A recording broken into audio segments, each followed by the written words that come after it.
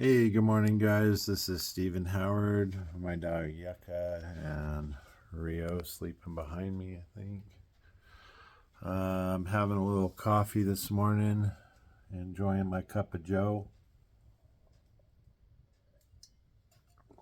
And just wanted to touch base with you guys. I wanted to talk a little bit about faith. I think there's a lot of doubt in a lot of people's minds, and that doubt is put into us by other people.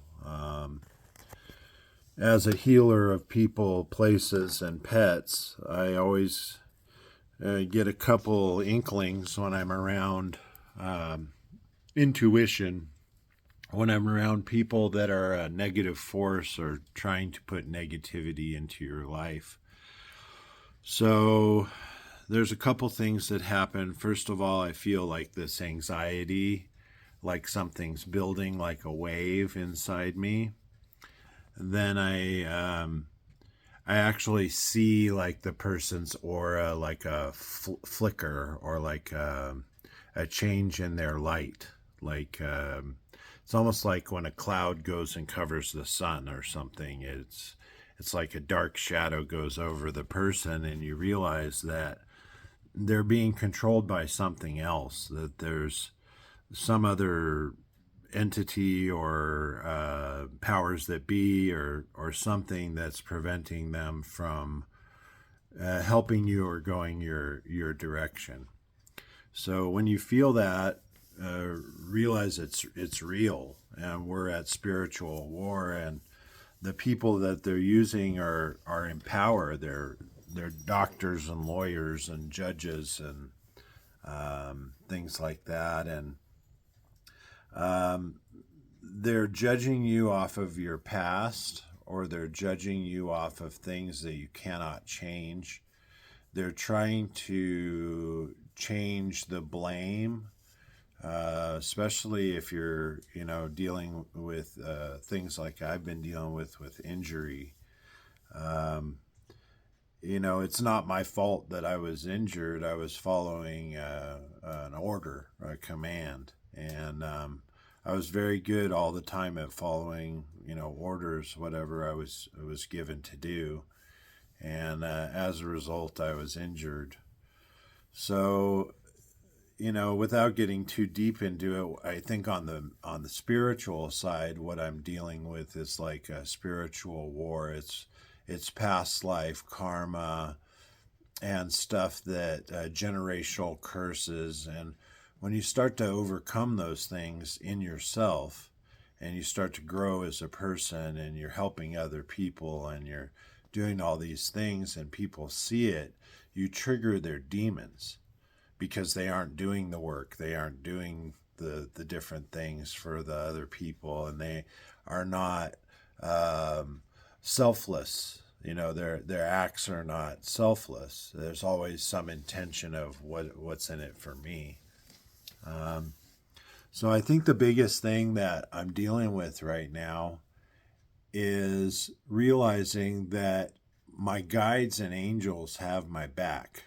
When I'm not looking, when I'm asleep, when I'm at rest, or distracted from a dog or from work, my guides are around protecting me and making sure that they're like the gangsters of the fifth dimension. They go around in the spirit world, and they're kicking ass, and they're taking names, and it feels to me that there is a great battle going on behind the scenes, and that you can win each little battle, but you have to stay on and win the war. And people powers are going to be shifted, abilities are going to be shifted. um, in 2024, a lot of us are coming to realize what our actual path on the planet is, and what we're chosen and destined for. So yesterday was full of doctor appointment, and things that weren't necessarily fun. Yesterday was the beginning of the Yule, 12 days of Yule. Yesterday was the beginning of winter, winter solstice, the longest day of the year, I guess. It sure seemed like a long day. And what I got from it was a major gift. The universe is really looking out for me, and obviously, if that is the case, then the things that I've been working on and staying on path and working on myself and trying to help others, there's something to that. So if you just keep the course, you keep the faith, and you do the work, and you do the work internally, and you do the work externally, and you do the work on your car, and you do the work on your friend, and you do the work on your family, and you do the work on communication with your guides. And I know it sounds crazy and you feel like you're talking to yourself, but I often have conversations that go like this. Kelly and Eric are my guides. Kelly Brolin died of carbon monoxide in his trailer over in Traveler's Rest up here in Montana. He was a professional construction worker. My other friend was a career nightclub promoter and happened to be a cocaine dealer.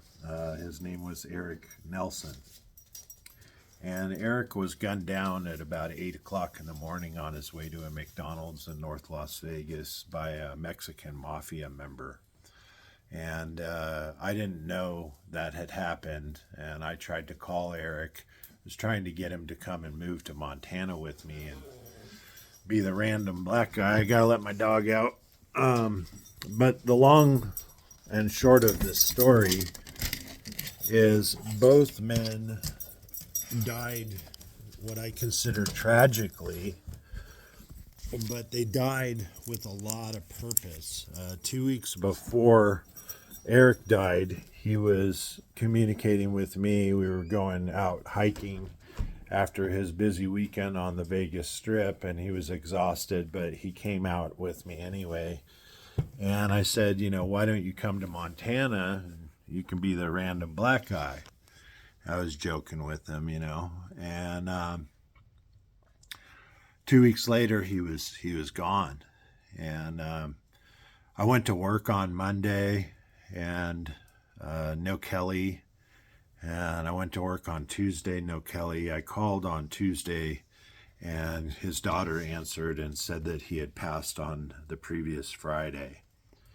So both of my guides were best friends, good people, regardless of what they did for work. And they were people that were very strong-willed and very beautiful spirits and personality. And I can see those guys up there fighting for me. And they're saying, look at what he would do. Look at what he would do. And what would he do? The key is when you get everything that you want, you have to make sure that you keep your promise. And the promise that you made to the higher powers, the ancestors, the promise that you made before you came here as a baby, before you chose your parents and all of that stuff. And, everyone in every life has something to work through. We all have something to work through. And we will always have something to work through till the day we die. And that's the unfortunate part is we never get a vacation from doing the work. And we never get a vacation from the war. The United States has been at war for like 230 years out of 300 years or something like that, or it's even more than that. There's been like millions of Marines that have lost their lives for our freedom. They're still doing it today. And, nobody really takes into consideration all the people that have passed on for our ability to be here and do things and be free. And so this holiday season is really different for me with everything that's been going on. I'm super, super grateful to my guides, and I'm super, super grateful for divine protection and, the grace of God in the universe. And I'm just really, really grateful for everything. And I don't really need for anything. If you got food, water, wood stoves going, it's 64 degrees in here. It's not too cold outside. We've got a comfortable thing to wear, I think self-care, self-love, and then trying to take care of as many others as you can. And take care of your garbage list, the stuff that you procrastinate on, the stuff that irks you, the stuff that you don't want to pay for or deal with. Get on with it, deal with it, and keep the faith. So without going on my harp too much longer, I just wanted you guys to know what I've been going through this holiday after my birthday, and that we're hanging in there, we're surviving, and that things are getting better. They're slowly getting better, and you just have to keep on moving forward, keep on doing it. Anyway, I love you guys. I hope you have a great day. We'll talk to you soon.